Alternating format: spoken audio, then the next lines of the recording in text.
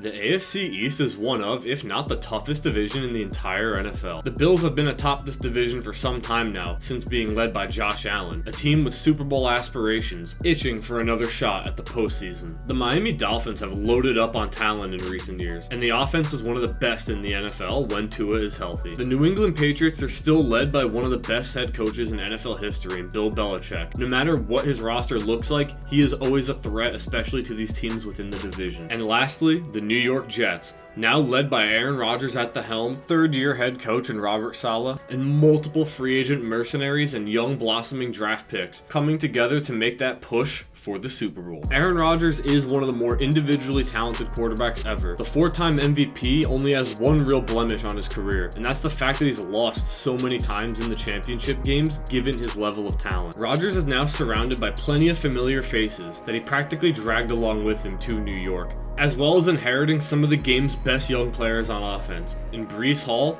and another number 17 to throw to in Garrett Wilson. And the Jets defense is honestly the more exciting part of the ball to a lot of people. Quinnen Williams just got paid and he's one of the best young D tackles in the NFL.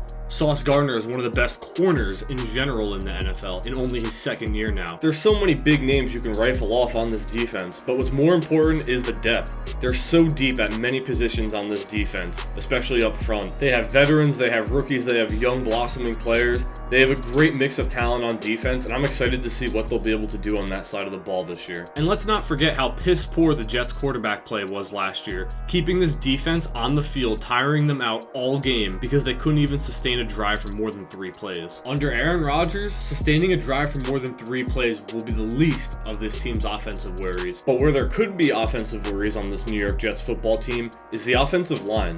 In training camp so far, they've been shuffling guys all over the line, mixing and matching, and there's really no true continuity on that offensive line. And that might be the most important position group on this team because of the fact that Aaron Rodgers is 39 years old. He's not very mobile, and he isn't getting any younger. He's potentially one blindside hit away from missing substantial time. You gotta keep him protected, and the offensive line in New York will be the biggest indicator whether or not this team succeeds, especially in year 1. Remember, Jets fans, this is a 2-year project. You have a 2-year window for the Lombardi. I don't think it's gonna happen in year 1, but I do think the Jets are gonna find their way to maybe 10, 11 games if everything goes perfectly. I still think they're gonna need another year to bring this offensive line to an elite level, maybe next year, and that's when the Jets could make the push for it all. I'll put them down here about 10 or 11 games, somewhere middle of the pack in the AFC East. I don't have them winning the division, but I think they'll have a good year under year 1 of Aaron Rodgers. Now on to one of the other Super Bowl contenders in this division, the Miami Dolphins. I don't know if enough people are talking about this team, but I really do believe they have potential to win this division, let alone make a run in the postseason. Now I'm about to say something that might be a little controversial, but Tua is a really good quarterback. It might not be sexy, it might not be flashy, he might not have the arm talent of Patrick Mahomes, and he might not be able to run like Lamar Jackson. But he's smart, he can read defenses, and he can distribute the ball safely into the hands of his extremely talented playmakers, like Tyreek Hill and Jalen Waddle. And he slings it. Tua was putting up incredible numbers before he went down. He was arguably an MVP candidate, and they literally had the league's #1 ranked offense at that period of time while Tua was healthy. And the Miami Dolphins offense led by Tua was able to do all of this behind a very awkward defense last year. They held their opponents to some of the fewest passing yards, ranking 5th in the NFL in passing yards allowed, which is a really nice stat to have, especially in today's passing game. But at the same time, they also gave up a lot of points, as well as a lot of yards on the ground in the run game as well. So their defense has some good stats, some bad stats, a lot of really talented players. They're maybe not as deep as some of the other defenses in the division, like the Jets, for example, but I think under Vic Fangio now, the new defensive coordinator in Miami, given his track record and experience being a part of many great defenses in the NFL in the past 15 years or so, I think this defense will take a bit of a step forward this year, and with the offense firing on all cylinders with a healthy Tua, that's going to be tough to deal with for the opposing teams.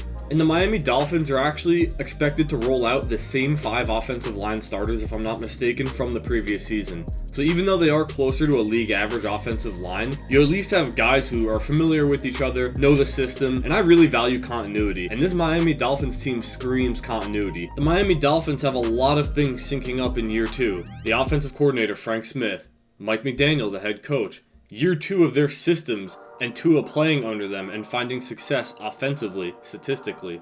Year 2 of Jalen Waddle and Tyreek Hill playing across each other. Year 2 of the starting offensive line sticking together. I believe this team is going to find a lot of success due to their stability and their high-powered offense. Assuming health, I think the Miami Dolphins will win this division. The AFC is tough, let alone the AFC East, one of the toughest divisions in football. But I like the stability of the Miami Dolphins team moving forward. Assuming health, I like them to win 11, maybe even 12 games. Predicting the win totals for this division specifically is really hard, but regardless, I'm picking the Miami Dolphins to win the AFC East. The New England Patriots find themselves in one of the toughest spots that I've ever seen them, at least in my lifetime. They find themselves within the division that has 3 Super Bowl contending rosters, and you have the 4th best quarterback, who even got pushed out of the starting role a couple times last year for Bailey Zappi. Their schedule is going to be brutal already just off the rip, knowing that you're going to have 6 games versus Super Bowl contending teams within your own division, and then you have to play the Chiefs, the Chargers, and then the entire NFC East, which in my opinion is the best division in football. The New England Patriots offensive line is just okay. They're better on the interior than on the outside in the tackle spots, which is kind of odd, but they do have a good running back in Ramondre Stevenson, and they just picked up Zeke Elliott off the street, so I'm sure they're going to make good use of those guards in the run game on the offense. But then in the passing game, you have Mac Jones as your quarterback, and the most mid-wide receiver room of all time. None of these names excite me. These guys would be wide receiver 3s on any other team really in the NFL. But hey, at least they got a great tight end duo in Mike Gesicki and Hunter Henry. The New England Patriots defense is definitely the stronger side of the football.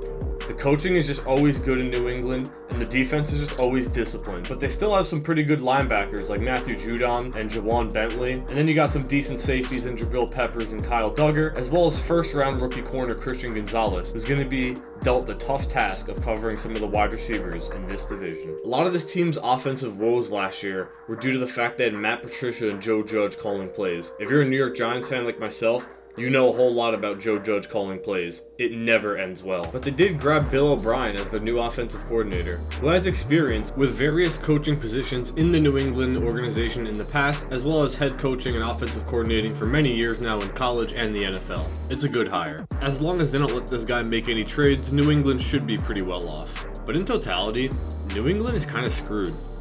Unless the quarterback play takes a massive step forward, or the defense becomes like a top 5 unit in the NFL seemingly out of nowhere, I don't really see them having too much success within this division. But regardless of the win total, they will be the 4th place team in the AFC East. If you're wondering why the end screen is already playing and I've only talked about 3 teams, that's because I'm going to talk about the 4th team, because I already did.